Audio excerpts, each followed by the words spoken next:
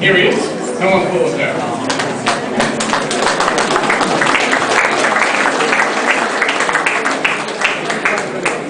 Good evening, everyone. It's a very great honour for me to be here tonight to present the art award that bears my father's name. He was very proud of this annual religious art event and of his own part in it, which combined many of the philosophies that he himself lived by. He was an art teacher and an artist and believed fervently in the importance of imagination and creativity. But in his teaching at Morris College, Cogra, he was also acted as the school's pastoral care officer. And it's the spiritual side of this event that interested him just as much as the artistic.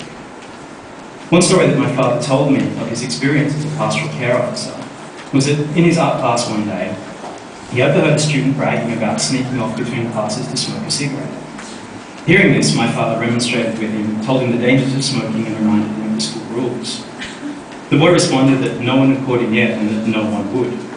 My father quietly and calmly told him that in life our actions always catch up with us eventually, and if he persisted, the same would happen to him. "I'll catch you one day," Dad told him, "just you wait and see." "You'll never catch me, sirs," came the brash response, and the matter was left at that. Now, my father was never one to mete out punishment where there were other options. He preferred to look for ways to get through to students, and once told me that a boy had asked him to just put him on detention when my father instead chose to talk to him about his behaviour. Attending detention was easy, but facing your demons and understanding your own motivations was a lot of a tougher ask for students.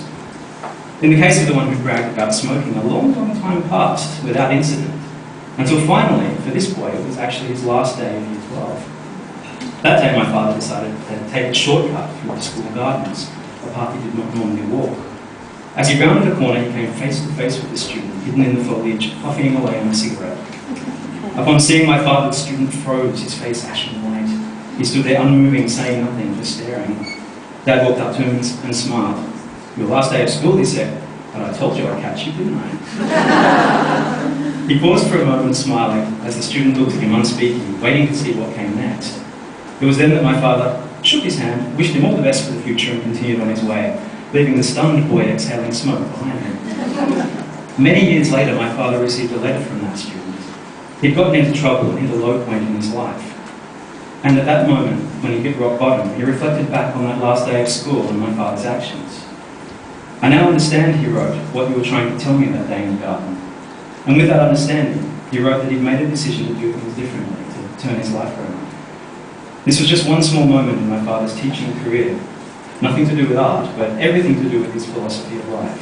His belief in care rather than discipline. His belief in reaching out to those around him. He always saw those same values inherent within this annual art event, which is why I'm so proud that his name lives on through this prize.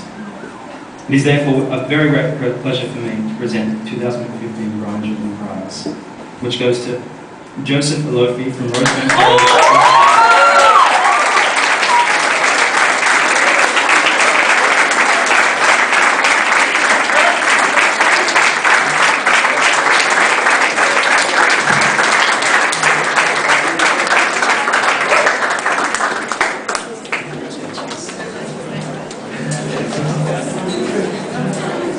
Thank you very much, Darran.